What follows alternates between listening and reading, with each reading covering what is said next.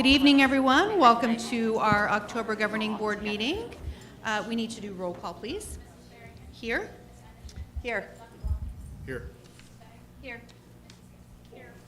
Okay, if you could all please stand and join me in the Pledge of Allegiance, followed by a moment of silence.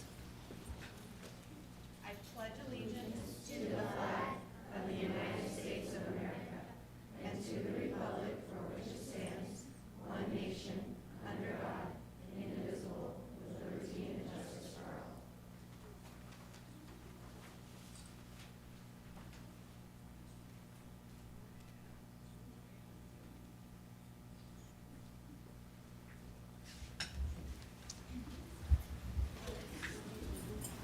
All right, we need to approve the agenda for the evening. Do I have a motion? Motion. Second. Motion and seconded. Any discussion? All those in favor? Aye. And the approval of the minutes from the September board meeting. Motion. Been motioned and seconded. All those in favor? Aye. And then I'm going to abstain because I was not here, unfortunately, for that one. Was it a fun meeting? That's great. Okay, good. That's a good one. You got to remember. Okay. I wrote it. Dr. Sprout, Superintendent's report. Thank you, President Berrigan and governing board members. I will start by saying happy National Principals Month. Let's hear it for our principals.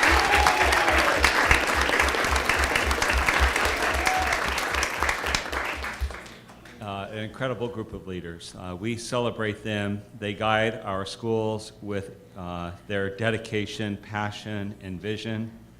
I'd like to say thank you, and I know you join me in that, principals, for your unwavering commitment to fostering a positive learning environment and inspiring students and staff, and essentially running large companies on your campuses.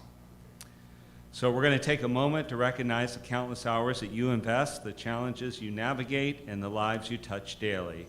We appreciate all you do. And they're going to be really mad at me because we're going to call you all up here and the board, entire board is going to stand and meet you and just to say thank you. So we will start with our principal at Levine Elementary School, Melissa Garcia.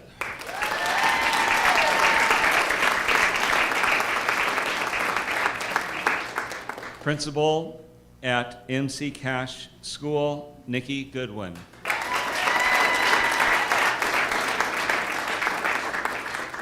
Vista del Sur Accelerated Academy Principal, Jessica Epax.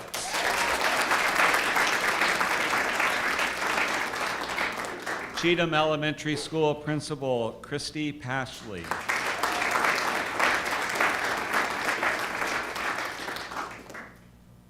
Trailside Point Performing Arts Academy Principal, Francine Tate.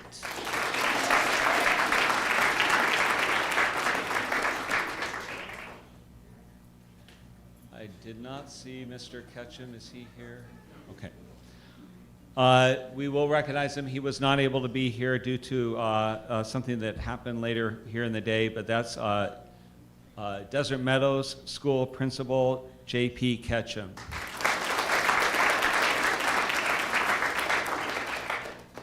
Rogers Ranch STEM Academy Principal, Dr. Caitlin Grukarowicz.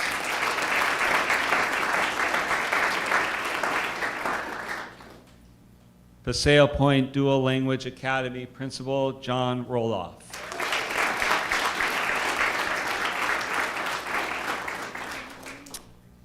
And finally, Estrella Foothills Global Academy Principal, Aaron Liebisch.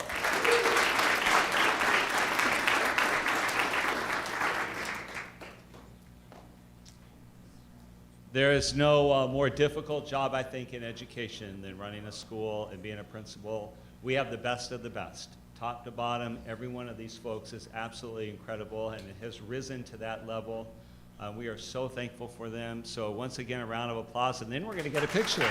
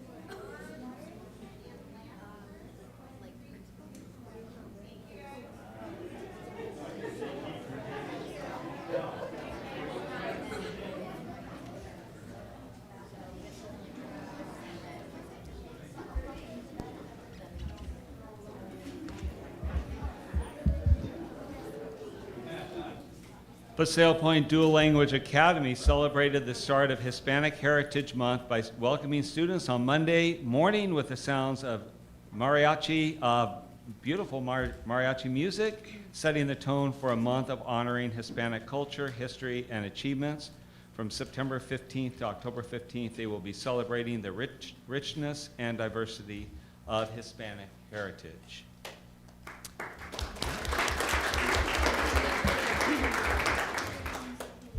Three of Levine's schools have been named America's Healthiest Schools. Congratulations to Paseo Point Dual Language Academy, Desert Meadows School, and Cheatham Elementary School. This annual award recognizes schools in areas such as strengthening social emotional health and learning, increasing family and community engagement, and improving nutrition and food access. Would Principal John Roloff, Christy Pashley, and Assistant Principal Natasha Perez please come forward again? There you go.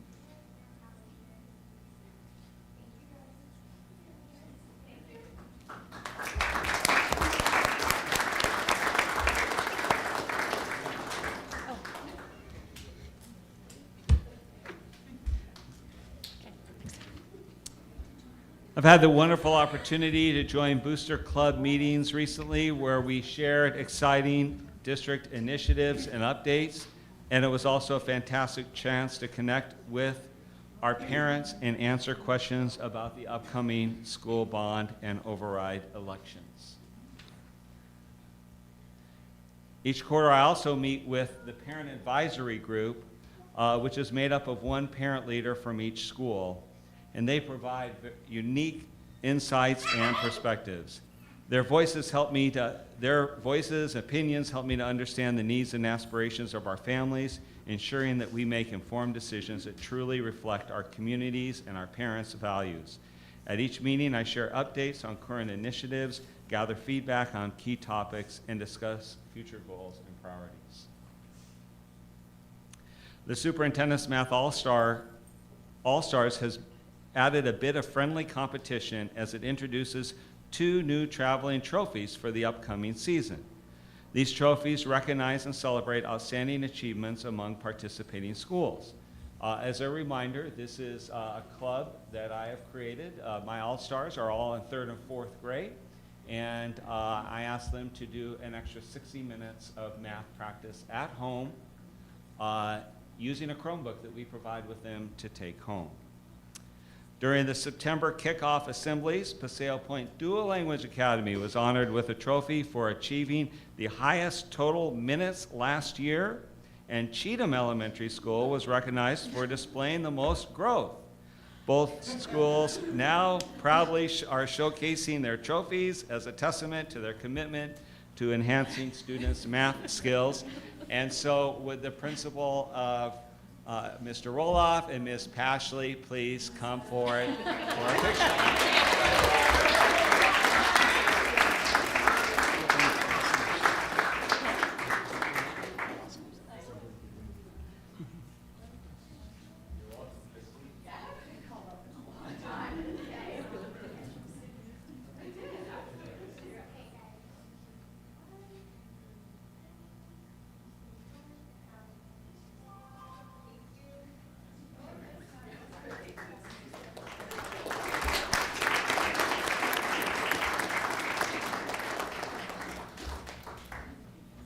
On September 12th, the Levine School District gathered leaders from 5 area churches to discuss our community.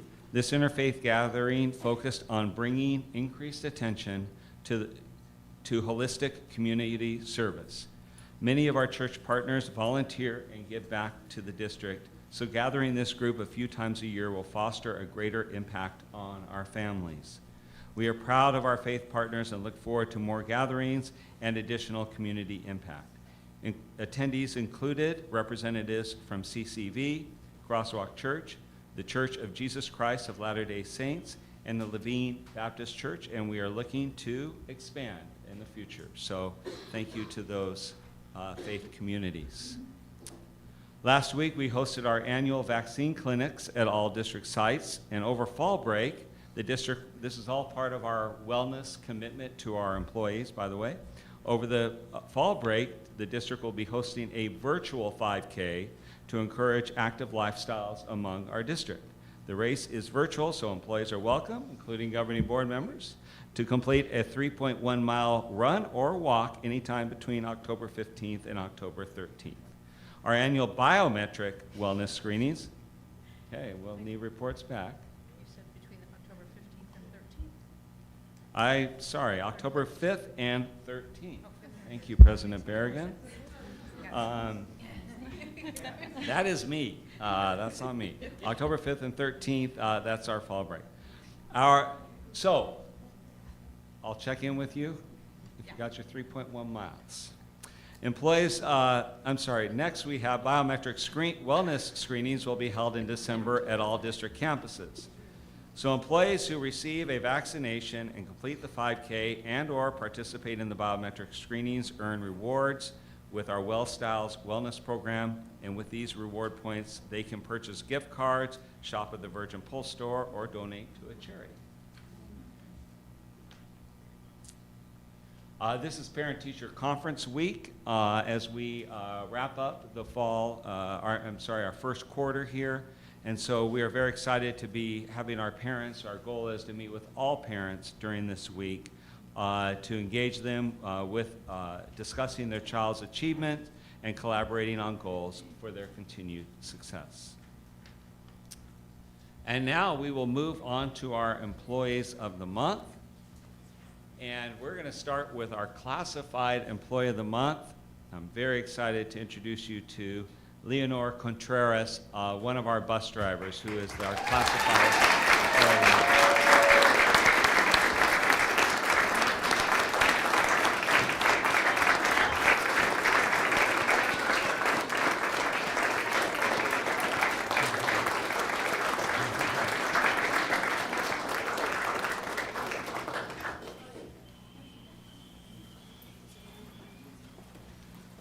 Leonor has served our students as a bus driver for the last 17 years. Every year she brings the same level of consciousness and care to her students. She often communicates with dispatch when she has a question about a student's attendance or wondering why a student was on the bus. She's built outstanding relationships with our parents and recognizes who should be at the bus stop to pick up her younger students. Thank you, Leonor, for delivering our students to and from school safely, and for being the first and last employee they see every day. Leonor Contreras.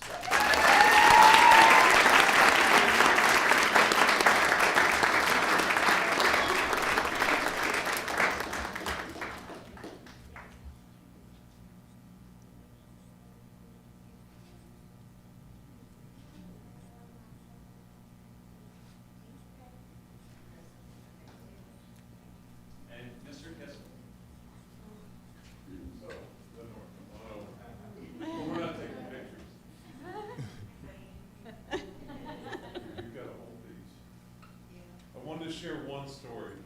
This says it all about Lenore. Very shortly after I started here, Lenore came into my office, and obviously you heard she's been here 17 years, and she said, Mr. Kissel, nobody stays in your position for long, so don't be mad if you don't get close to your crew or if nobody responds well. And I said, well, Lenore, I have no intention of leaving. I'm very proud to say 11 years later, I'm up here today presenting her with this award.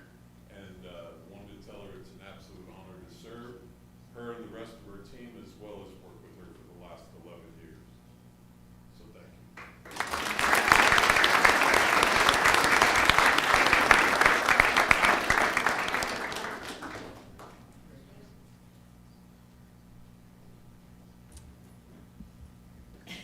Our certified employee of the month is MC Cash teacher Taya Stone.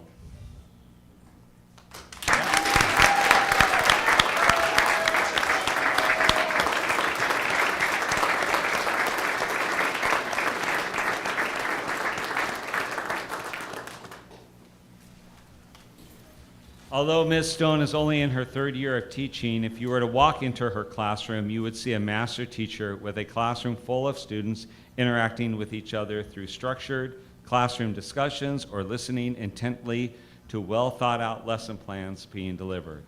In the hallways and at recess, you'll see Ms. Stone checking in with her students about their day or asking them about their weekend plans. You'll often find her offering support to fellow staff members in the teacher's lounge or workroom. Thank you, Ms. Stone, for all that you do. You are a great asset to the MC Cash School and community. Taya Stone.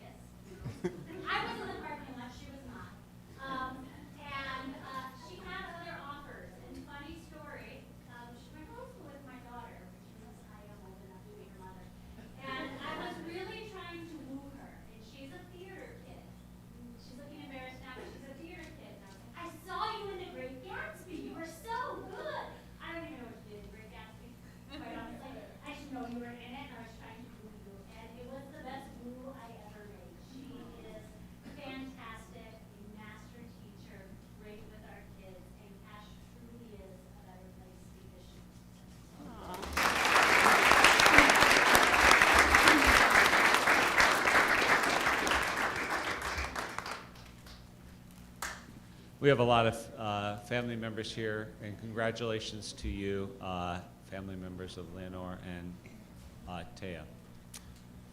Next, we have our classroom spotlight, and we are very excited to be featuring tonight Vista del Sur Accelerated Academy. And so, board, I will turn it over now to Principal Jessica Epax. Good evening, President Berrigan, governing board members, Dr. Sprout, and guests. I'm incredibly honored to be here with you this evening to share our outstanding students and wonderful teaching staff. At Vista, we have the unique challenge of having students who are oftentimes proficient or even highly proficient, and so we have to find different ways to grow them. And one of the ways we do that is through our writing. And so I'm very excited to welcome up Mrs. Reisdyke to speak further about that.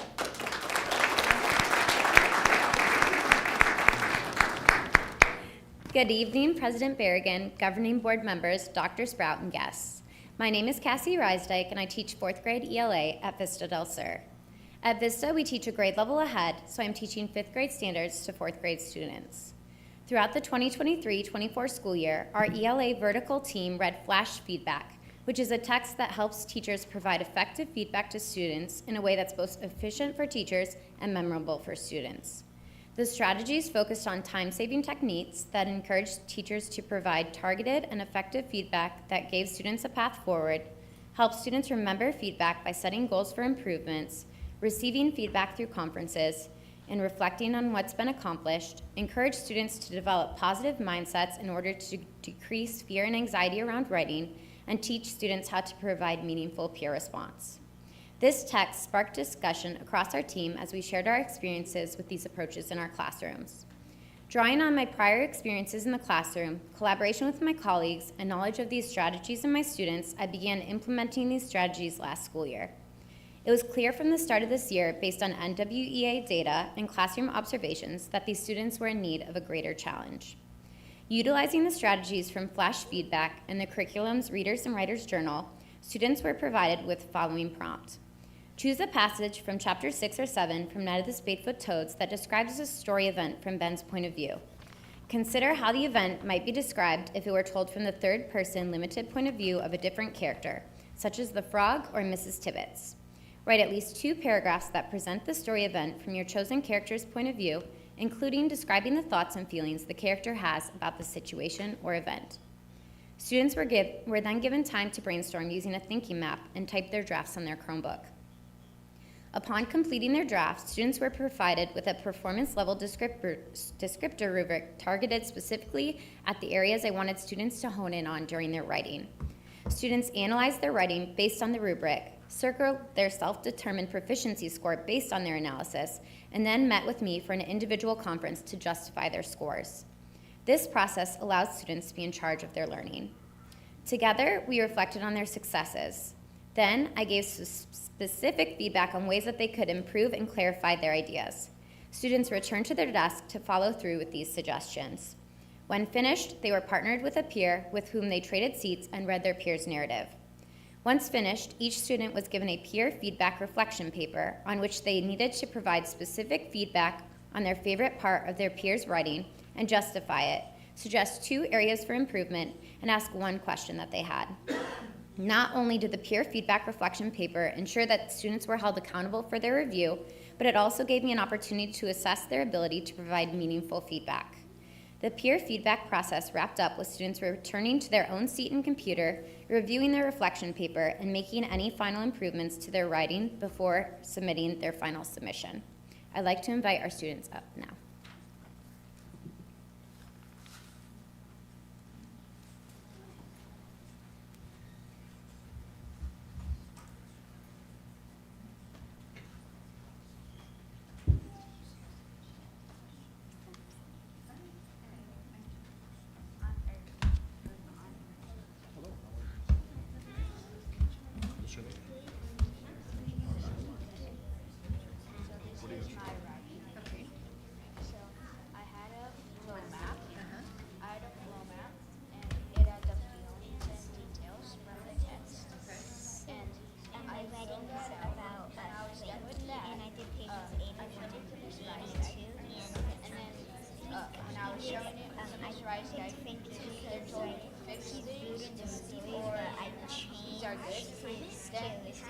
When she said supposed to change our these are good, I went to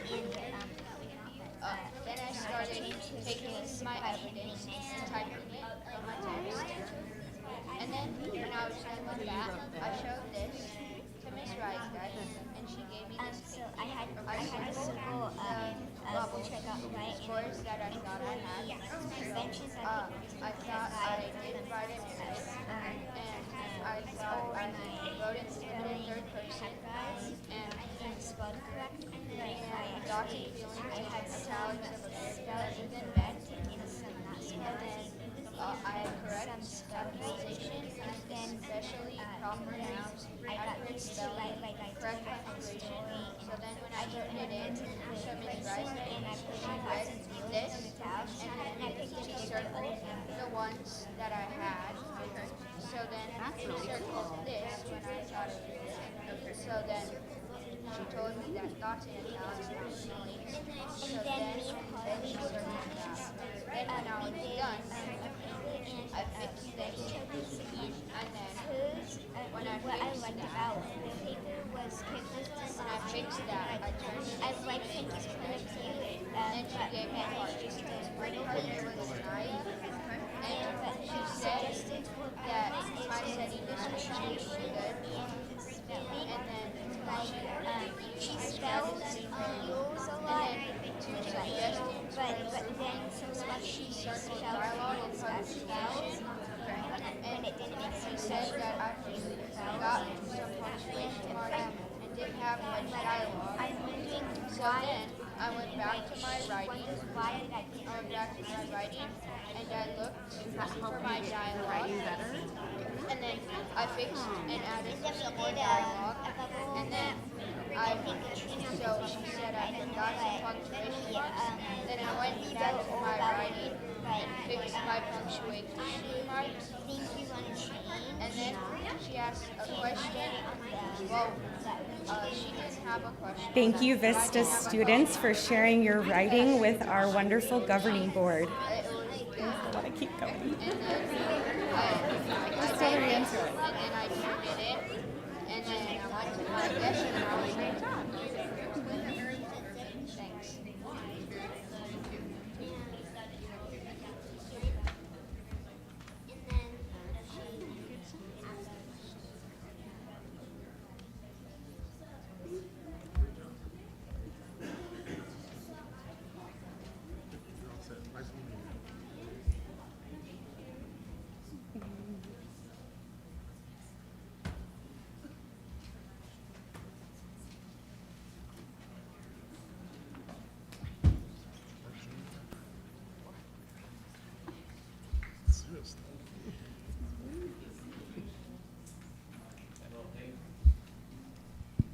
Thank you very much, Ms. Reisdyke and students.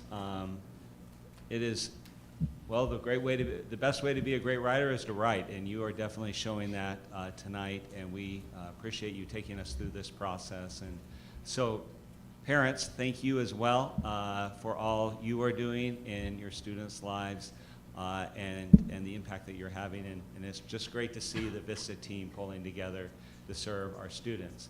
As soon as we got one more thing we need from you, and that's to come up and we can get a picture with you.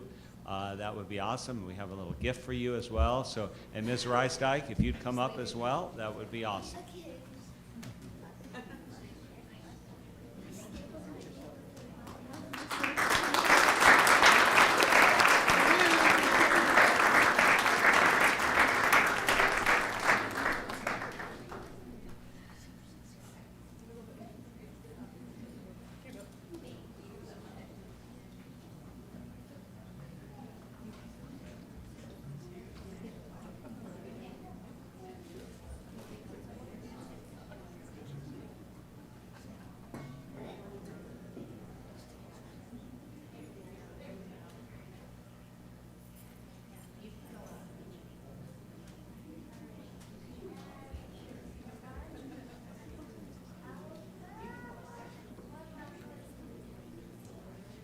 Parents, if you want to come up here, come on up and get a picture.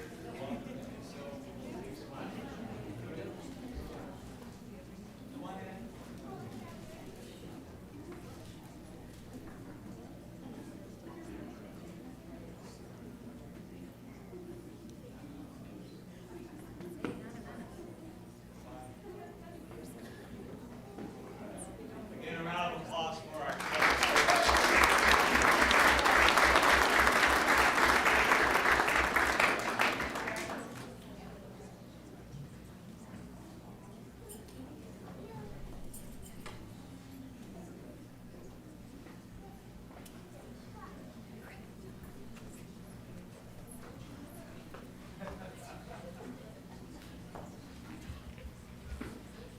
And thank you, Ms. Pax, and your team that is also here, your staff members.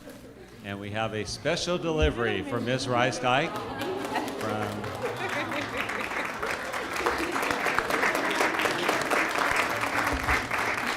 you could tell he really wanted to say something the entire time you were up there, Ms. Reisdyke, and acknowledge you. So there we go. All right. We are on fall break starting next week, so the 7th through the 11th, and it will be a wonderful time for our students, families, and staff to relax, recharge, and enjoy the season and this beautiful weather that we've been having. We look forward to seeing everyone back here refreshed on Monday, October 14th, and so please have a safe and wonderful break, and with that, we'll turn it back over to you, President Berrigan. All right, thank you, Dr. Sprout. I just want to also say thank you to the parents and any family members who were here to support the kiddos tonight.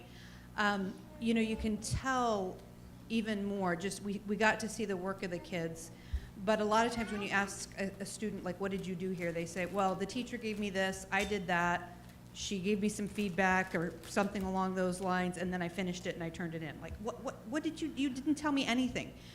What Urban just told me, he was so incredibly detailed, and every piece of what he explained to me, I understood from A to Z exactly what happened, and I heard some of the kiddos around me too doing the same thing. That's incredibly impressive.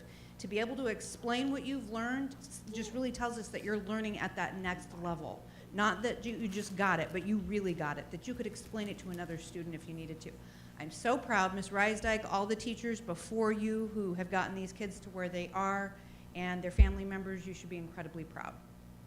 With that, we're going to take a break while we move into the business portion of our meeting. You are welcome to stay, family, but you can certainly leave as well, and hopefully spend some time in your pools for fall break.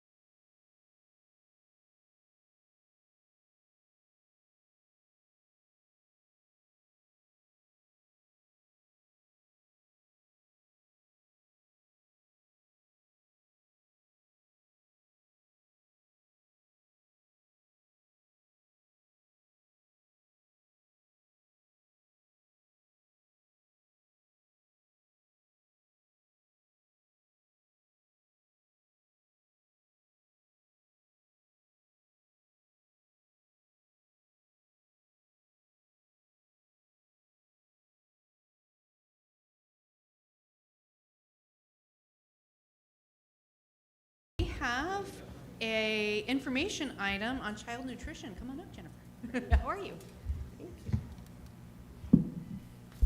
All right. Good evening, President Berrigan, governing board members, and Dr. Sprout. I'm here to just give a very brief presentation on some very exciting updates in the child nutrition department. So just as a reminder, I know we've got a new governing board member, but all of our meals and programs are all USDA federally funded programs. So we have very strict federal and state nutrition and food guidelines. So just as a kind of a reminder for everyone, all of the grains we serve are whole grain rich. We serve a variety of fruits and 100% fruit juice. At lunch, vegetables include 5 different vegetable subgroups every week. We serve low-fat and fat-free milk, and all of the proteins we serve are lean. Additionally, we have nutrition guidelines we have to follow in terms of calories, sodium, saturated fat, and trans fat. All of our menu information can be found online. We did switch our vendor this year, so now it's at easysschoollunch.com. But there you can find pictures, you can find descriptions, you can find nutrition and allergen information. So this is information that seems to be very helpful for our families when they're deciding what meals to eat, especially for children that may have allergies or special dietary needs. Very helpful for our health associates and nursing staff as well. So also, familiar face there, our foodie superintendent, Dr. Sprout. Big fan of meals. So we're happy to have him visit our schools on any day. And these are just, Our team will be there tomorrow yes, for lunch. yes. So just some pictures of some of the food we serve. So we've got homemade bread pudding on the bottom right there, and our chicken ramen bowl that we debuted this year. So. Okay, also just as a reminder to everyone, our district follows a clean label initiative. We work in partnership with the Lifetime Foundation, and we work with them. They've provided almost $95,000 in grant funding over the last few years. That grant funding has been used to help us with some, they have helped paid for many on-site chef visits. We've done a lot of culinary training with our staff. They've paid for some necessary equipment we needed to prepare some of our meals from scratch.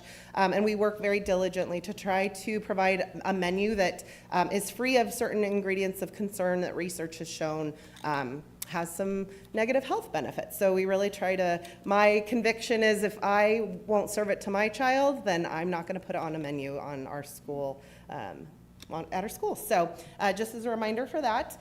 Now to the exciting part. One of the things we did this last school year was we relaunched our district wellness committee. That is a USDA requirement to have a wellness committee. We meet, obviously we stopped meeting in March of 2020, a little something happened back then, but we relaunched that committee last year.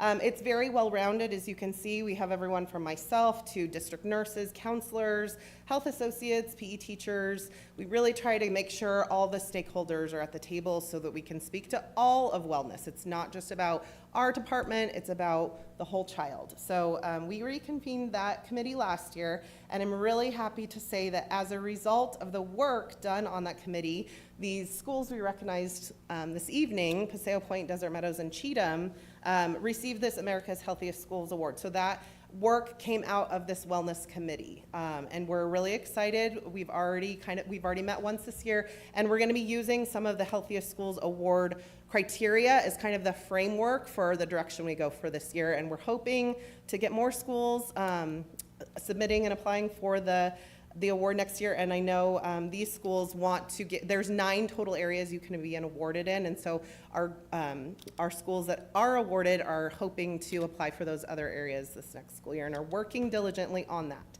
So very, very exciting. This is a national award. We actually, our 2 schools that got 4 different areas are getting an all expenses paid trip to Little Rock, Arkansas for the Healthiest School Summit. And so we're really excited to send them. They're very excited about the agenda items, and we're excited to hear back, a report back on what they've learned and kind of some information to take back to our wellness committee. So very excited about that. This year, I'm also happy to say that kind of because of the efforts of our wellness committee, we were able to work with our school representatives to really get the word out about what the fresh fruit and vegetable program was and work with their school administrators to kind of buy into applying for the fresh fruit and vegetable program. So last year, we had one school in the program, it was Cheatham. This last year, we went up to 5 schools on the fresh fruit and vegetable program, and in total, we received almost $350,000 in funding. That funding goes towards the purchase of fresh fruits and vegetables. That's primarily what the funding is spent for, but each school, all the school students receive twice a week a variety of different fresh fruits and vegetables, and our nutritionist creates these nutrition education flyers that are sent to the teachers, so they're also learning about what they're tasting and trying. I hear the rambutans were very popular. I think those were served last week. They look, if you've never had those, Google what a rambutan is. They kind of look a little scary, but delicious. So that is something, and this program is why at Cheatham we were able to get awarded in the nutrition area of that Healthiest School Award, because of the in-depth nutrition education and collaboration that we are doing with the teachers. So very exciting. It's going really well. Excited. So the big thing, highlight of my career, of course, has been the implementation of the Community Eligibility Provision, CEP. So I'm not going to go into nitty-gritty details of what that takes, but happy to answer any questions you have regarding that. But as a result of the work we did last year, we were able to apply for and get approved to implement this program this year, which means breakfast is free for all students, no matter their eligibility in the past. There's no cost, there's no meal application. We have asked families to complete that alternate income form because that data is important for other federal funded programs such as Title I. We were able to give the academic services quite a bit of data that we had, so that really eliminated having to look, kind of capture information from many families.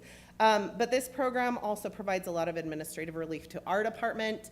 Instead of having to track everything by each individual student, we're able to take total numbers. It's made our claiming process a lot more streamlined. We're not having to do the verification process that actually started this week that many school districts are enduring. I'll say that lightly. This is approved. It's a 4-year cycle. We have kind of put it out to the public that it's available for renewal for the next 4 years, simply because it was risky for us. We weren't really sure how the participation would lay out, and truly participation is what drives whether or not this is a financially viable program. I'm happy to say in my next slide that it's going really well so far, but we wanted to be able to put it out there that it's renewable, so that if it wasn't going well, next year we might have to revert back to kind of the old way of doing things, but I foresee that we'll be able to continue on, and so we are approved to operate this program through the 27-28 school year. So very, very exciting. So why now? This program's been around for a little bit. It's kind of a newer program, but prior to last school year, our what is considered called the identified student percentage was not high enough to make it a financially viable program. But last year, the state of Arizona was approved to run a direct certification with Medicaid demonstration project. As a result of that program, we saw a lot more students directly certified for free meals because they participate in the Medicaid program. There is a kind of a typo here, but it still illustrates the increase. So what is here with these percentages is actually the identified student percentage times the multiplier of 1.6. So it increased from 54% to 86%. So just to lay that out, because I had to kind of that meant that in the prior school year, about 2,600 of our students were identified. So, and then this last school year, we went to 4,300. So significant increase, which is what then made this program financially viable for us to even really entertain. So we did a lot of number crunching and determined that, if we had some moderate increases in participation, that this would be a great program for us.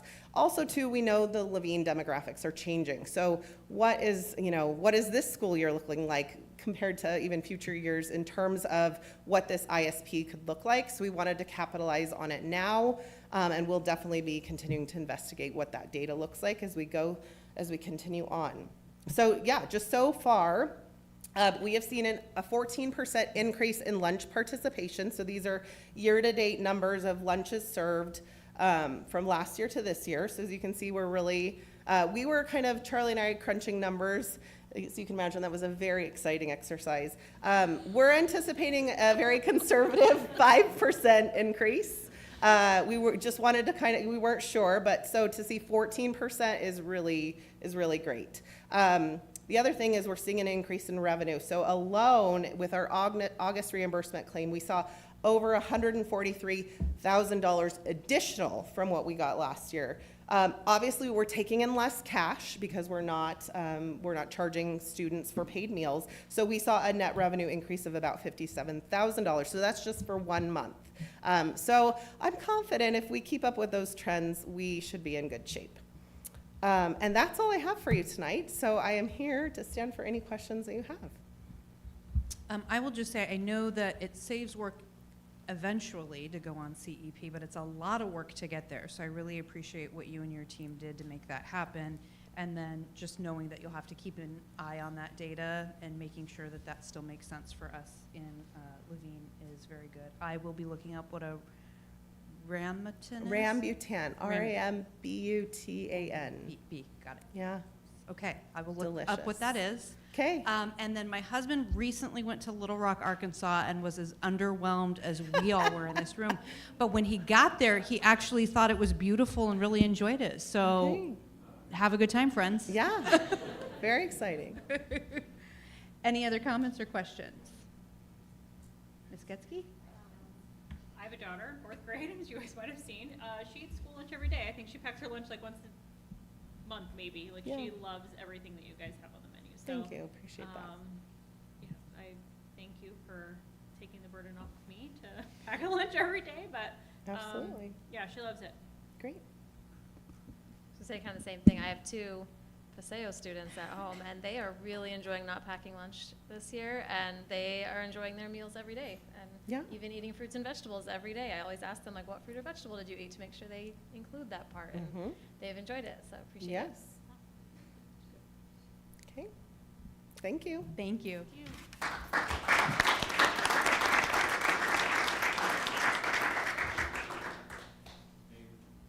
Maybe Butch can pull up a Rambutan by the time we leave Oh, yeah, tonight. We can fantastic. see Put a that on the picture of screen it when for we the- leave. There we go. Is it a Thank- strawberry? Does it look like a strawberry? It like has a red spiky thing that you peel off.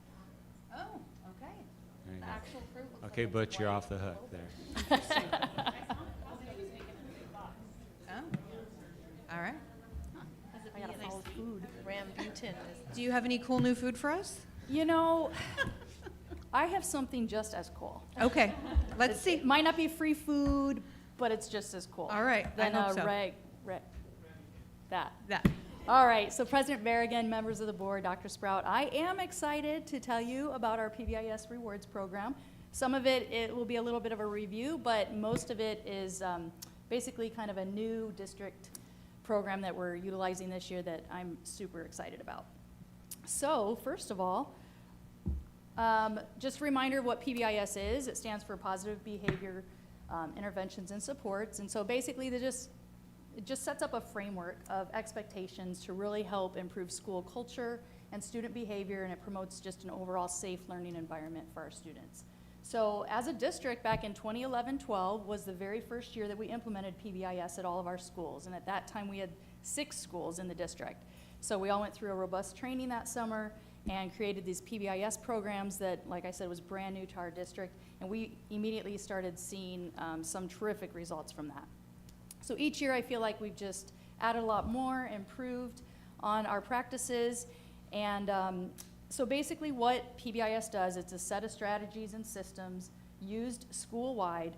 They provide clearly defined outcomes for our students. It's research-validated practices, supportive administrative systems, and the use of the information that it provides for us and our PBIS teams really helps us make some informed decisions to improve student behavior and overall school culture and climate.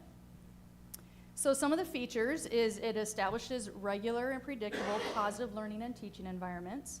It trains not only the students, but the adults to serve as positive role models. It teaches and models behavioral expectations, and it creates systems to acknowledge regular positive feedback, make sure that we're finding all the wonderful things our students are doing and acknowledging that, and improve social competence, and just overall develops environments that lead to greater academic success. So here is a slide that shows all of our schools and their particular PBIS acronym. So as you can see, like at Cheatham, they practice respect, accept responsibility, work together, and stay safe. So they are always looking to improve on their Cheetah pause. So schools all created this, their PBIS teams revisit it, and then what they do is they base their school-wide behavioral expectations around this acronym. So for example, at Trailside Point, which was one I was able to create way back in 2011, so that was exciting. We came up with the PACT, and it's okay, how are students demonstrating, being their personal best when they're in the cafeteria? So the team creates expectations for student behavior in the cafeteria, and what does it look like when you're doing your personal best and being accountable in the cafeteria? Well, maybe you're cleaning up after yourself. Maybe you're making sure that you're keeping hands to yourself. You're not sharing food that you're not supposed to share, especially now that it's free for everybody, right? But it just goes through all of those common areas in a school and establishes those expectations for kindergarten through 8th grade, well, in some of our schools pre-K through 8th grade, so that everyone's on the same page, all teachers, all students, every staff member. And then at the beginning of the year, our administrators have kickoff assemblies where they make sure that all the students are aware of the expectations. They just remind them because it's been a long summer. Plus, we always get new students, so we want to make sure they understand the expectations. We share the positive incentives that we have, explain the currency. Each of our schools come up with a different currency. We've got Tiger tickets, we've got coins, we have passports at some of our schools. And they just explain to the students what the currency is and how you can earn this currency. And then they show all the store options available and ways that they can spend the currency. So there's school stores, but there's also individual classroom stores at each school. So this year, we have had a couple of our schools in the past use a digital platform for PBIS rewards, and this year it is district-wide. And basically this just makes it really easy, really convenient to not only hand out those tokens, that currency to students, but also track it to make sure that every student's getting recognized, and it really allows our administration to kind of clearly see how the staff are utilizing the PBIS and following those expectations, and then the entire school can participate. So if you are a worker in the cafeteria and you see a student really exemplifying whatever expectation you have at your school, it's very easy. They can recognize that student with the currency. And this way, everybody is supporting our students' growth. So staff members just can pull out their phone, and they can either use it at their desktop or on their phone. They have an app, and they can simply see a student, ask them for their ID, they can scan it and give the currency right then and there. So it's immediate on the student's account, and they can see exactly how many points and what they earned the points for. And staff can easily reward entire classrooms. If their whole class, maybe they all brought their homework, so they were being accountable that day or what have you. They can say, you know what, this is a plus. 100% of you followed the expectation of getting your homework done and bringing it today, so we're giving everyone a Panther buck or whatever the currency is. And parents can also utilize this app. So hopefully those of you who have students in our schools have taken advantage of that opportunity. But this way you can track your child and see exactly how many points they're earning and where they're earning it, and maybe some areas of focus at home. Then the students can use these points, basically, these tokens, and trade them in at the store. All the schools have a variety of things. Yes, we've got the fun stuff, the chips and things like that. Plug your ears, Jennifer Gordon. And but we also have things like helping a teacher. She's leaving. You upset her. Okay, well, it's okay. But we also have things like helping teachers, helping staff members. I remember when I was a principal, the most popular one, which just always blew my mind, but it happened at Trailside and at Estrella Foothills, was wanting to help clean in the cafeteria. They loved helping our maintenance guys clean up, and it was like they just felt really special and they enjoyed it. And I don't think it was because they were like hitting each other with brooms or anything. They really were exemplifying great behaviors, but they loved cleaning. And so every school uses unique reward system for their students. And then the neat thing about it is there are all sorts of fun reports you can run. So as an administrator, you can run it. We can see at a district, you know, how we're doing. You can make really informed decisions. Like I said earlier, every school has a PBIS team, and they meet at least monthly, and they look at all the data. And so you can run this report by expectation. How many points are students earning and in what areas? As you can see, not too many. In this report, we're demonstrating that T in the Panther Pact of being tolerant. So maybe that's something that we want our staff to kind of remind students of and demonstrate ways that they can be tolerant of one another. You can also run reports by grade level. So you can see, oh my goodness, 6th grade, they don't seem to be rewarding their students as much, and really reminding those teachers and you yourself, as when you're seeing those 6th graders behaving in the appropriate manner and following those school-wide expectations, acknowledge it. So it's just that positive reinforcement that we all want. You can also run a report by month. So you can see in August, we really had a lot of points, more so than September. Well, that's because at the beginning of the year, we really want to focus on acknowledging those behaviors and helping our students learn our expectations. So we kind of go overboard, making sure that everyone is getting acknowledged with points in August. And then, but as we notice any particular trends, then we can kind of up the ante in those particular areas. You can also run reports by gender, ethnicity, or by teacher, just to kind of break it down. If you're finding that you're rewarding more females than males or vice versa, you can maybe look at that as well. Obviously, rewarding students for positive behavior is incredible and amazing, and we need to make sure we're doing that.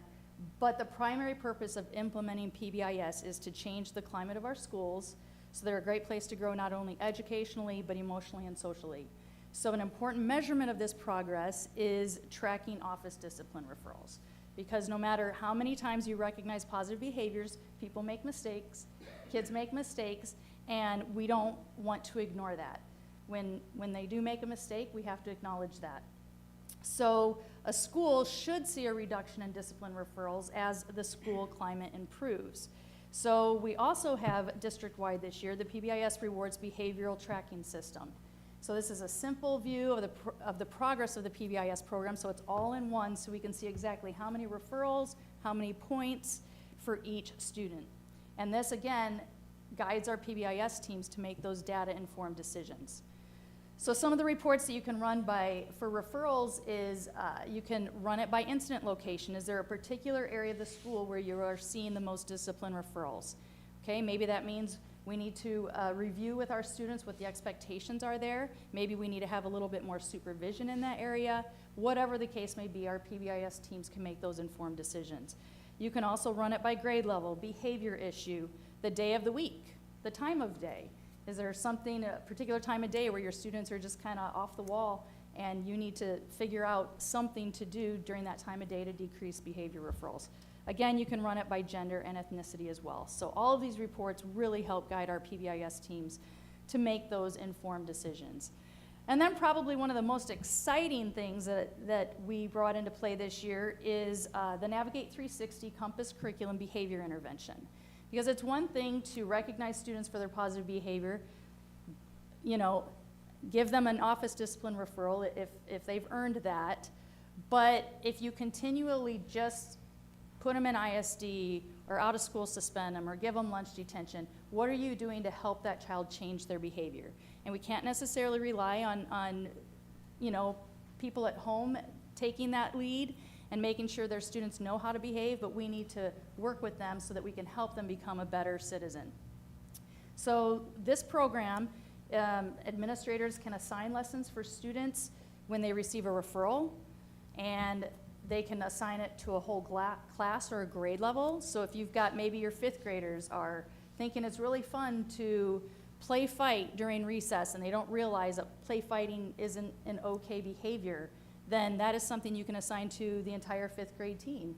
And it is a digital lesson. They take a pre-test, then they participate in a lesson, and then they do a post-test. So you can hopefully help them see how they should be playing appropriately at recess.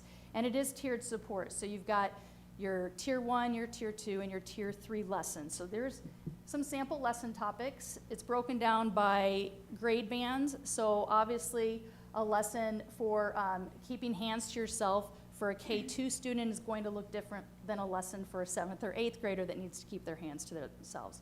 So it's based on grade level. It's also broken down by tiers. So like I said, tier 1 is if you want to assign it to a whole class or a grade level. Tier 2 is maybe a student's gotten a referral and you want to make sure they participate in a lesson to hopefully help them make better choices and decisions the next time. And then tier 3, maybe you've got that student who's become part of your frequent flyer program for a particular behavior, and you'd want to move them into a tier 3 lesson. So the great thing is, here's our data as of today. As a district, we've assigned 1,062 intervention lessons. Our administrators have assigned 154 different lessons. 815 lessons have been completed so far out of those 1,062 that have been assigned, and 520 different students have been assigned a particular lesson. And then you can see at the bottom, it shows kind of the areas that lessons have been assigned and the frequency of them. And then here's the breakdown by tiers. So again, tier 3 is kind of, those students that have become the frequent flyer with a particular area, so we wouldn't expect to use those lessons too much, so it's no surprise that that's our smallest tier. And as you can see, our largest tier is tier 1, which would also be expected. Maybe it's not a frequent behavior and the student got one referral, they're not a typical student that earns referrals. Okay, let's do a tier 1 lesson and see if the behavior changes. Or like I said, if you want to assign a whole class or a whole grade level, you can do that as well. And then the great thing too is you can run reports for parent conferences. So maybe you're meeting with a parent and they're very upset because their child got a discipline referral that day. But the neat thing is you can say, yes, they received a discipline referral. However, look at how many cheetah bucks they've earned. They've earned 124 cheetah bucks. They've used some of them, so they still have a balance of 49. So they are clearly doing more positive behaviors than they are negative. And you can also see that they completed a lesson on anxiety back on September 12th. So it's a quick report that you can run for your parents. And again, parents with the app can check on this as well for your own child. And here's our district totals school year to date. So as you can see, 979,292 points to date. Total number of office referrals is 489. Now that's compared to a year ago, the same time, we had 503. And so you look at that and you think, oh, well, that's not really that great of a difference. It's 14 fewer. However, our enrollment has increased over 4%. So we've got more than 4% more students. And so Charlie here, my awesome mathematician, helped me determine that this is a decrease of nearly 7% from a year ago. So it's trending in the right direction. We want to continue to see this trend go in the same direction because that would tell us that maybe behaviors are starting to change. So again, I've already told you how many intervention lessons were assigned and how many different students were assigned those lessons. The next thing I wanted to update you on is, as you recall, last spring, we updated you on our new comprehensive school threat assessment guidelines, and all of our administrators went through an extensive training on this. And we thought it'd be a good idea while I'm up here to kind of give you guys an update on that, especially with all the school threats and things that are happening across our country. So, so far, this first quarter, we have completed 41 of these threat assessments. So 35 have determined that they were transient threats, which basically just means, it wasn't serious, maybe it was a joke or an exaggeration, there was no need for protective action. And oftentimes we see this, especially with younger kids, well, I'm gonna kill you, or I'm gonna hurt you, or I'm gonna punch you. And they're saying it, they're young, they're learning that that's not an appropriate thing to say. And so you can find, okay, they were just maybe spouting off in anger and there's no substance to it. 5 of these have become serious substantive threats, which basically means they are serious, the intent to harm was there, and we need some type of protective action. So then we can take appropriate steps then. And then we've had 1 very serious threat. So that means basically a comprehensive assessment and a safety action plan are also put into place. Some feedback from our counselors, as they're the ones that take the lead on these CSTA assessments that we do. They say that it provides clear guidance for determining the level of threat and next steps that should be taken. It provides consistency and reliable prompts for the collection of information, and it provides comprehensive support and guidance, allowing for greater confidence in the decision making. And then law enforcement, we've worked with them a little bit lately, and they said the information that we've collected on these assessments has been extremely helpful, and they've taken those assessment as part of their investigative reports as well. So that's just a little bit of an update on a very exciting program. Again, I don't think it was maybe quite as exciting as free food, but to me it is, because I like to see behaviors change and referrals decrease. So with that, I would take any questions that you might have. You did not disappoint. That was very good. That was great information. And like my little friend Urban earlier, you did a great job of telling a story about what PBIS is. I think sometimes, and not generally in our community, but in other communities, people don't understand what PBIS is or what SEL is, and they make some assumptions. And that was an excellent presentation on some details and the concepts and the reasons why we do these things for our students. So thank you for sharing that information. Absolutely, thank you. Any other questions or comments, Ms. Ketsky? I just want to say thank you for keeping the schools safe. I know that that's been a very disappointing trend in the country right now, so having those sort of assessments, I appreciate it as a parent. About the PBIS, when a student is scheduled or asked to take a course, do they get that through their Chromebook or their Google Classroom? Like, how are they That's a great notified that they question. need to take it, and then where and when do they take it? Great question. They will get an email to their student email account. So they'll be told by the administrator that's assigning it, but then they'll also get an email. And typically, the way we do it, unless it's a full class that's doing it, then oftentimes the teacher will just put it on the Promethean board and guide the class through it. But typically, when it's individual, the student will work on it in ISD. So sometimes maybe they got a referral and the administrator hasn't even had a chance to process the referral yet. They'll put the student in there, and so many times we're sitting there and the student's twiddling their thumbs, right? It's just wasted time. So they can get them on a lesson, so they can start working on that lesson that is attributed to whatever behavior got them up there in the first place, and they can start working on that in the ISD room. And then once the administrator has a chance to meet with them and talk about it, then they can go back and finish it. And then our administrators also like to follow up with them when they're done before they get back into class and say, hey, so what did you learn? How would we do things differently the next time? So typically it's done in the ISD room. Sometimes if it's been an out-of-school suspension, they do give the option of them completing the lesson at home, and we get those reports. And then maybe if it normally was a 5-day out-of-school suspension, but they assigned 2 or 3 lessons for the student to complete at home, and they've got the technology at home to be able to do that, then the administrator can say, hey, you know what, if they've completed these, bring them back after 3 days, meet with them and the parent and determine, you know what, I think they're ready to go back into the classroom, and that way we're getting them back into the classroom sooner. They're not missing as much instructional time. That's great, thank you. I'd also say I appreciate the level here and the detail that we're going all the way from lots of positive to, that everybody wants, but, all these kids getting positive all the way down to the details we need if, unfortunately, law enforcement is involved, and just every level in between. So I appreciate that and keeping our kids safe. I'm curious, on the app, can parents see if their child has been assigned or had a certain lesson? Yeah, right now, the PBIS rewards and the Compass curriculum are still working out some bugs. Okay. So you may be able to see it sometimes and not all the time, but they're working on that. But it's something that whoever assigns the lesson usually notifies the parent that says, hey, your child's working on this particular lesson. Okay, But and it then should can they see in the time lesson, or be they able to just do see it. like the They name won't of be the able to see lesson? the lesson unless they log in through their student's email account. Okay, So if your child's ever been assigned one, they can log in through that, and then you'd be able to see the lesson with them. okay, cool.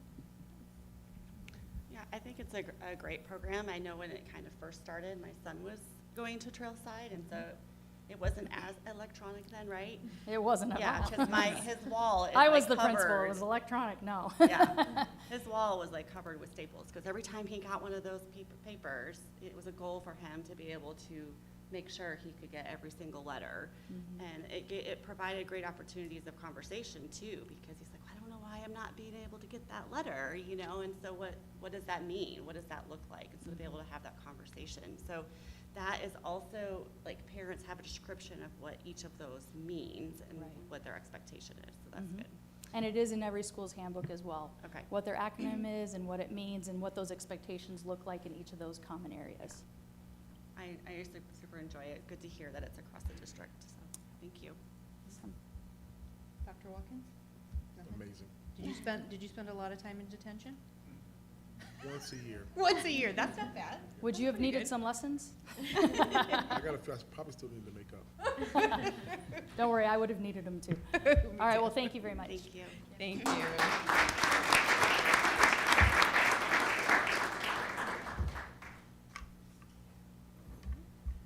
Is this Mr. Jacobson coming up? No? Oh, just kidding. Charlie, I saw you moving. Okay, Annie has a tie on, yeah. Okay, that's okay. You can come on up. It will be Mr. Jacobson, just me for a few minutes first. Awesome. Thank you. Good evening, President Berrigan, members of the governing board, and Dr. Sprout. This will be a brief presentation on the solar power agreement and resolution that are on the agenda for approval tonight. I'll give an overview of the project and the high-level project cost, and then I'll turn it over to Mr. Jacobson to share some information about what the solar project will look like on each campus and the timeline for moving forward. So right now we have 4 schools that don't have covered parking that generates solar power. That's Estrella Foothills Global Academy, Vista del Sur Accelerated Academy, Paseo Point Dual Language Academy, and Trailside Point Performing Arts Academy. The agreement that's on the agenda tonight provides for installation of solar covered parking at all 4 of those schools and removal of any of the existing unusable structures that are on a few of the campuses. Looking at the project in total, it'll cost $5.4 million to install all of the structures and solar panels at the schools, but then there'll be $1.6 million in federal incentives and rebates, and the net cost to the district will be $3.8 million for the entire project. In the first year after the project has been completed, there'll be $200,000 worth of electricity generated by these solar panels.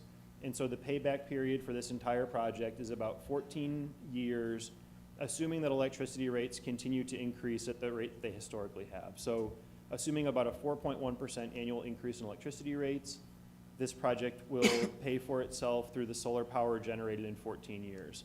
Even if electricity rates don't increase at all for the next 20 years, this project would still pay for itself within 19 years based on electricity rates today. Over the lifetime of the solar panels, this project will generate more savings than the total cost, and during the time that they're installed, the schools will be benefiting every year from having the covered parking provided by the solar panels.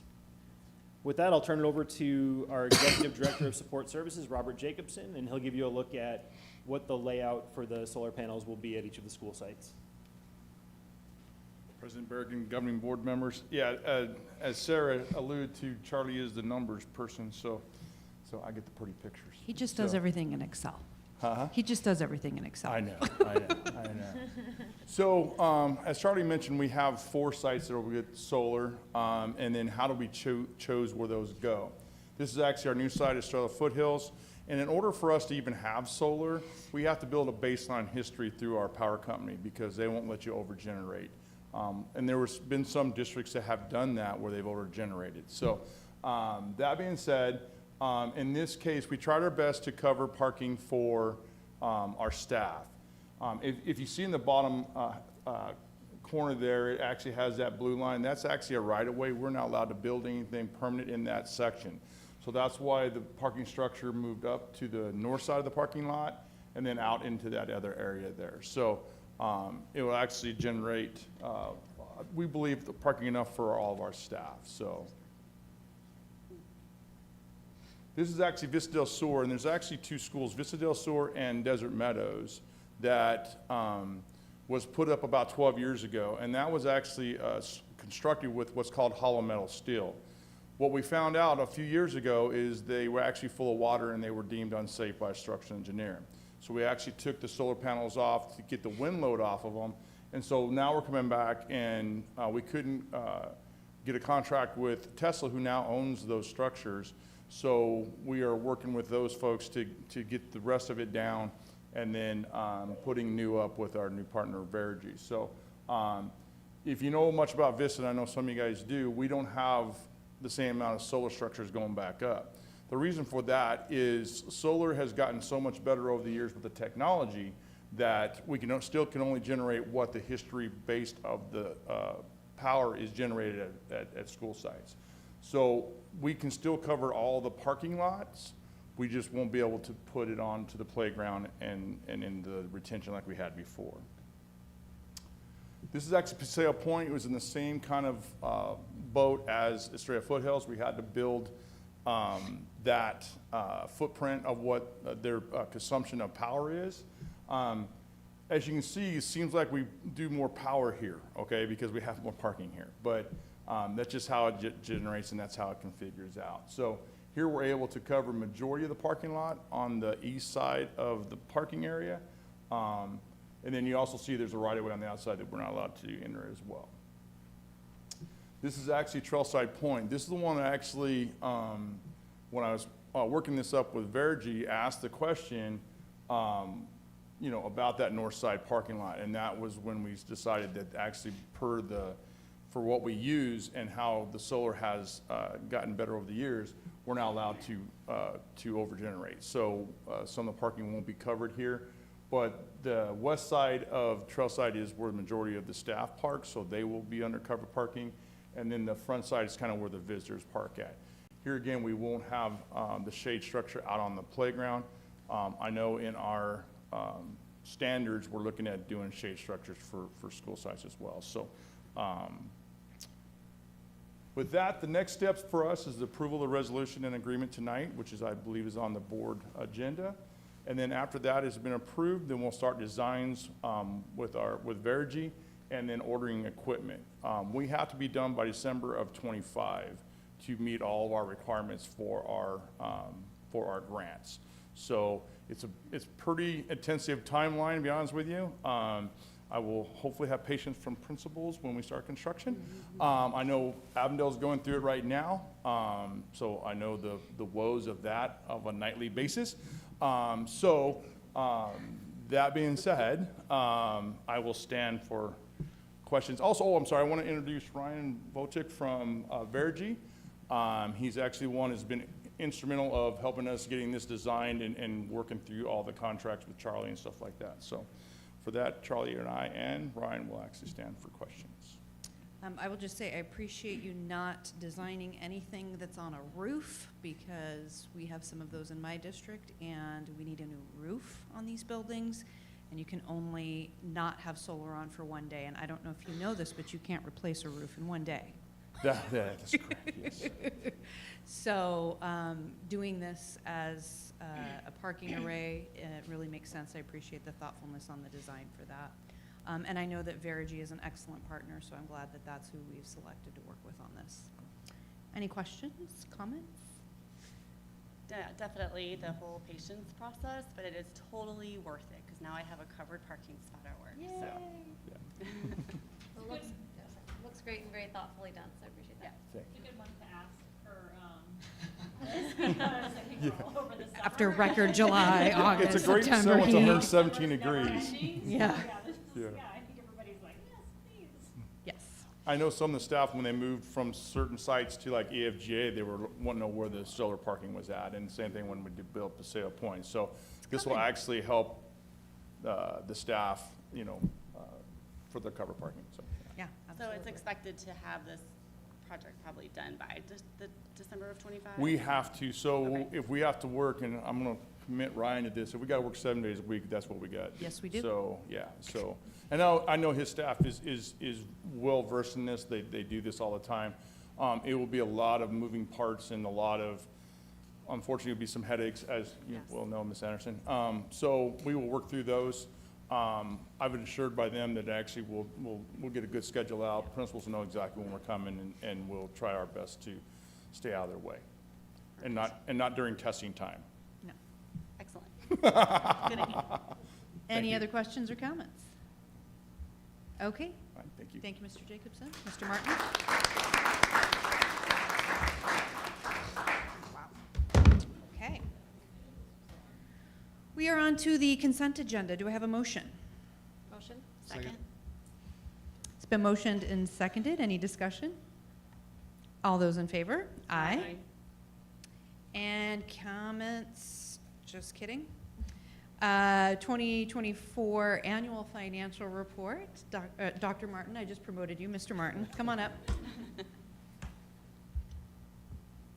I was called mathematician earlier, and then Dr. Martin. It's been a Yeah? good night Good for night for career trying. advancement. Good for your ego. Yeah. We all need a boost sometimes.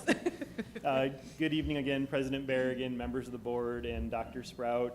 I'll present a brief summary of our 23-24 annual financial report tonight. The district is required to submit an annual financial report to the Department of Education by October 15th each year. The AFR summarizes our finances for the previous year, and we're also required to publish the annual financial report by November 15th. We'll satisfy that requirement by submitting our form electronically to the Department of Education and then providing a link to the report file on our website. This is almost the end of financial reporting for last school year. Coming up in February, we'll still have the results of our annual third-party audit. To give you an idea of where the annual financial report data goes and how it's used, everything that we report on this file feeds into other state and federal reports. So once we submit this to the Department of Education, in January, they'll publish what's called the Superintendent's Annual Report with information from all of the school districts and charter schools, AFRs. They'll also pass on certain data to the federal government that will show up in National Center for Education Statistics tables. So if you see reports talking about per pupil spending in different states, our piece of that for Arizona makes its way up to the federal government through this annual financial report. This data also goes to a few other places like the Arizona School Finance Transparency Portal, the Auditor General's Classroom Spending Report, which is one of the most cited reports on school district spending each year, and school report cards on the Department of Education website. The annual financial report has a number of tables that summarize spending in different funds. All of that is coming from our accounting data as a district, and it's possible to drill down into levels of detail that don't exist in the report itself. So if you're ever curious about a fund that isn't broken out, don't hesitate to ask questions, and our accounting system lets us go all the way down to individual positions and transactions to explain how funds are used each year. The best overview of the district's financial operations for last year is the summary page of the annual financial report. That's just after page 10. That's a report that's signed by the governing board president each year. And on that page, you'll see that we spent almost $100 million total across all funds last year. The individual pages of the AFR will then break down the spending in certain major funds, and I'll share a quick summary of some of the notable funds on the next few slides. First, our maintenance and operations fund is on page 2 of the annual financial report. This is where the majority of district spending appears, and this is where our state aid revenue and most of our revenue for operations shows up. M&O spending totaled $56.2 million last year, and that was an increase of about $1.7 million over the 22-23 school year. And the majority of our maintenance and operations fund is for staff. So 86% of spending there was for salaries and benefits. The other 14% is for supplies and purchase services. Another notable fund that's on page 3 is the Classroom Site Fund. This is where the district share of the 0.6 cent sales tax for education is accounted for. And our spending from this fund increased by about $1 million last year to $6.4 million from $5.4 million in 22-23. And that's because as revenues into this fund have increased over the years, the district has been increasing the portion of teacher-based salaries that are paid from this fund. Last year, we paid 16% of teacher-based salaries from the Classroom Site Fund, and that's up from just 8.7% a few years ago. The fund collected $6.4 million in revenue last year, and our total spending from the fund was $6.4 million. So looking now to the current 24-25 school year, we're continuing to pay 16% of teacher salaries from this fund because we're now in balance and using all of our revenues towards teacher pay from the fund. On page 4, you'll see a summary of the district's capital funds and a few highlights there. Our unrestricted capital fund balance grew to just over $25 million in the 23-24 school year. This is mostly funds that have been accumulated for capital projects that'll be in the near future over the next 2 years. So the largest will be some of the expansion projects here at the Levine Education Center and some others from around the district. Our bond building fund ended the year with just over $18 million in fund balance. This is a fund that had $0 at the end of the 22-23 school year. And then our bond sale last fall replenished this, and this $18 million will be going towards school construction and school renovation. We didn't spend anything from the new school facilities fund, which is where state funding for new schools shows up, and our adjacent ways fund ended with a $4.5 million fund balance. We expect to have spending from the new school facilities fund in the near future for school number 10 once we're approved for state funding for that. And that's where our adjacent ways fund balance will also go towards the roads and utilities connected to new school construction. Largely, that's what that fund balance has been accumulated for. Finally, the district's federal funds are summarized on page 5 of the annual financial report. Our total spending of federal funds was $8.2 million last year. A portion of that was our last year of spending a significant amount of ESSER funds, the federal pandemic recovery funds. We were allocated about $18 million over the last few years. The majority was spent by June 30th, and as you heard in a presentation at the last board meeting, what was left was utilized at the beginning of this school year. And so going forward, we won't have as much federal fund spending as we've had for the last few years. So last year, our spending of federal funds excluding ESSER was about $4.6 million, and that's getting kind of close to where we were before the pandemic. In the 2018-2019 school year, the district spent $3.5 million of federal funds. So that's kind of a return to what it was before the ESSER funds were available to school districts. Finally, I also want to say thank you to the entire business and operations team for 2 financial reporting awards that we received in the last year. These are awards that we received during the 23-24 year, but they were for our work reporting for the previous school year, 2022-23. One's the Certificate of Achievement for Excellence in Financial Reporting from the Government Finance Officers Association. And then there's the similarly sounding, but I promise it's a different award, Certificate of Excellence in Financial Reporting from the Association of School Business Officials International. So the 2 items that you see in the picture on this slide will be added to the display case in the lobby over the next week or 2. And we expect to apply for these same awards for the year that we're talking about in this annual financial report, and to continue to receive these awards each year. With that, I'm happy to answer any questions that you have about our annual financial report for the 2023-24 school year. Any questions? Thank you to your team. That is a lot of work to get done fairly early. October 2nd is fairly early, and it was done before, obviously, today.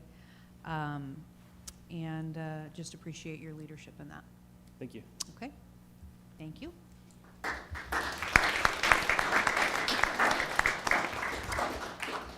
And that does require a vote. Do I have a motion? Motion. Motion and seconded. Any discussion? All those in favor? Aye. Next, we have the resolution opposing certain proposed alignments for Salt River Project high voltage power lines. Do I have a motion? Motion. Second. It's been motioned and seconded. Any discussion?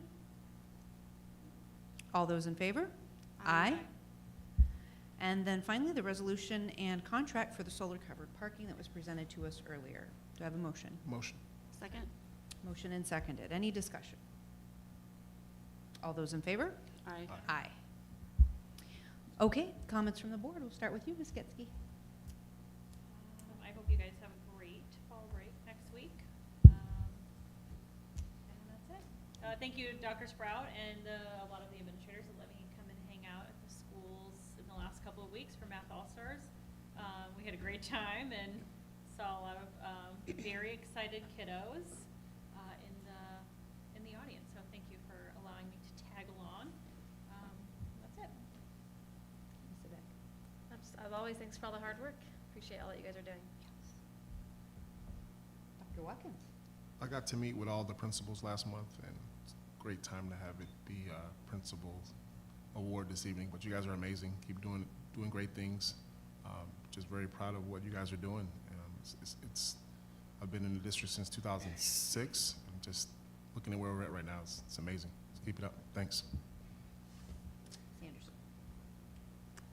My only comment really is just to really take time to rest this fall break. It's been a busy time And so just put the work aside for a minute and do something for yourself and just enjoy this week of fall break so that you're ready to come back and hit the second quarter.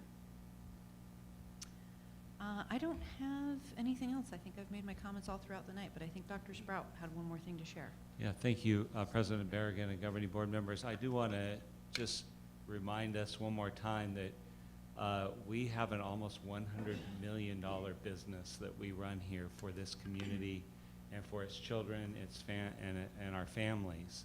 One of our aspirations is to be good stewards of the public funds, and we constantly strive to do that. And what Charlie presented at the end of the shows that we take good care of our finances. How many schools or districts are struggling simply because of the financial aspect.